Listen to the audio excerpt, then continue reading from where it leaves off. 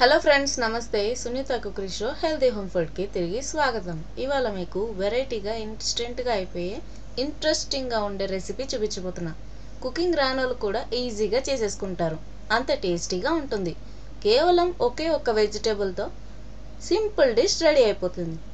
ఇది ఉత్తిగానైనా తినేయచ్చు, లేదా రైస్లోనైనా తినేయచ్చు, అంత టేస్టీగా ఉంటుంది. సో ఈ వీడియోని ఎక్కడా స్కిప్ చేయకుండా కంప్లీట్గా చూసేయండి.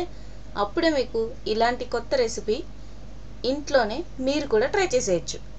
సో ప్లీజ్ మమ్మల్ని ఎంకరేజ్ చేస్తారని ఆశిస్తున్నాం. లైక్ చేయండి, ప్లీజ్ షేర్ చేయండి, కమెంట్స్ చేయండి.